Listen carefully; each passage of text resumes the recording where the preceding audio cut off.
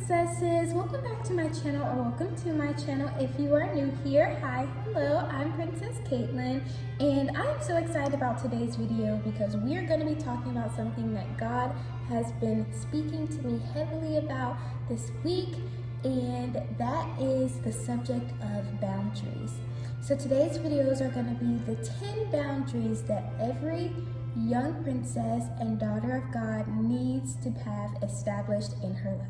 Right, princesses, so grab your crowns and let's get started.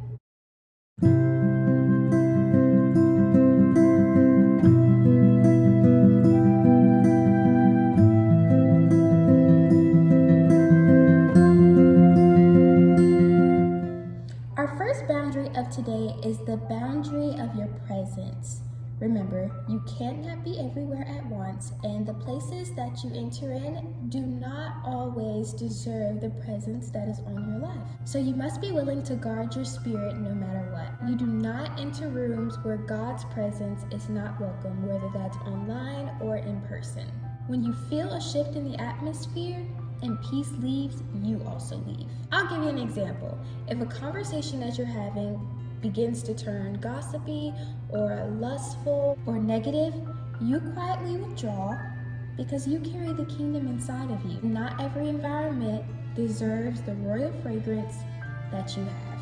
All right, number 2, our second boundary today is the boundary of energy. And not every person deserves your energy. They do not deserve access to your emotions. So what you can do is you can give compassion, but not constant access. Discern who drains you versus who develops you. Even Jesus often withdrew. Public miracles were made possible because of the quiet time that he had within his private margins. Number 3, this is the boundaries of purity.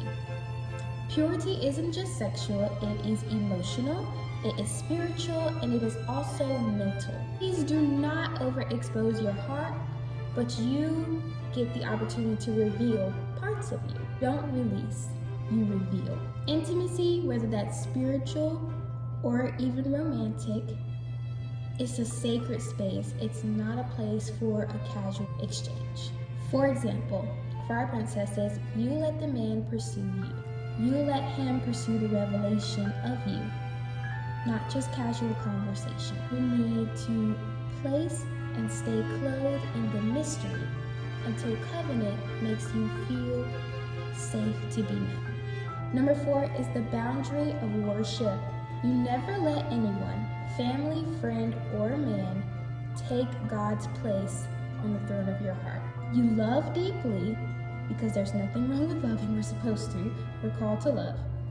But your throne of affection strictly belongs to one king, and that's the King of Kings. If someone disrupts your devotion time or just your devotion to Jesus, they have crossed a sacred boundary and a sacred line. For example, you never sacrifice your prayer life to chase an emotional closeness with any human being, because love that pulls you away from God is not royal, but that's just robbery. Number 5, this is the boundary of the voice. You guard what comes out of your mouth and what you agree with.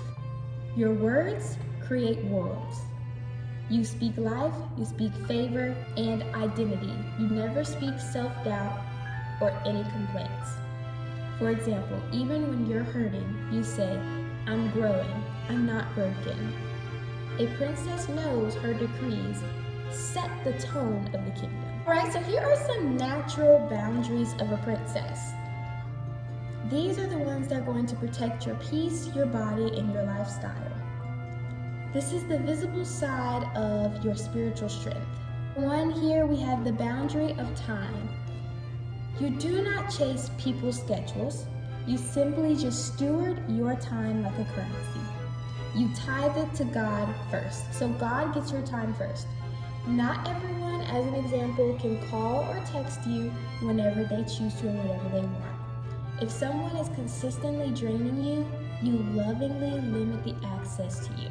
Number 2, this is the boundary of modesty and dignity. Modesty isn't hiding beauty, it's honoring holiness. You dress with divine confidence, elegant, not exposed, refined, and not restricted. For example, your outer appearance should always echo the inner purity, graceful, intentional, and distinctly royal traits about you. Number 3, we have the boundary of relationships. So you don't emotionally invest where there's no spiritual foundation. You require clarity, not chaos, before calling something a connection from God. For example, ladies, you don't play the situationship games.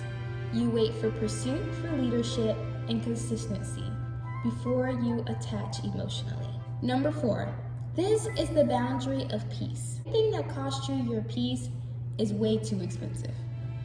You do not need to chase closure because peace is your closure.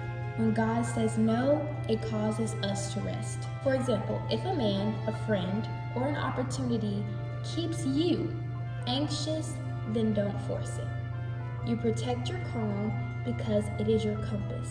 Lastly, number 5, the boundary of excellence. You do everything with intention. You don't show up halfway, but you also don't overextend. Your yes carries weight, so be oh so careful and do not give it out lightly. For example, whether it's with work, with ministry, or in love, you give your best and leave the rest in God's hands. Never beg for space because you become the standard. That is all 10. Now I'm going to give you some prayer points. I'm going to place all of the prayer points from today's video down in the description box below so you can always go back to it.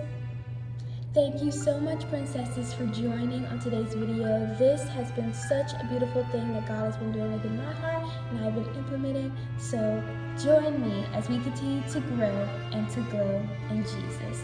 Don't forget to like this video, subscribe, and then also share with somebody who you know would absolutely love this video and have been searching and asking, what boundaries do I need as a young woman in Christ? Princesses, and I'll see you in the next video.